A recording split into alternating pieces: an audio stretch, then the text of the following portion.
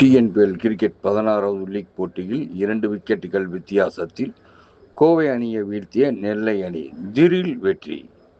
TNPL 10வது cricket 16வது league போட்டி திண்டுக்கல் நத்தம் பகுதியில் உள்ள தனியார் விளையாட்டு மைதானத்தில் நடைபெற்றது. இதில் கோவை கிங்ஸ் அணியும் நெல்லை ராயல் கிங்ஸ் அணியும் விளையாடியது.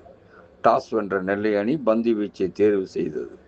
இதைத் தொடர்ந்து களமிறங்கிய கோவை அணி 20 ஓவர்கள் முடிவில் 9 விக்கெட்டுகளை இழந்து 162 ரன்கள் எடுத்திருந்தது.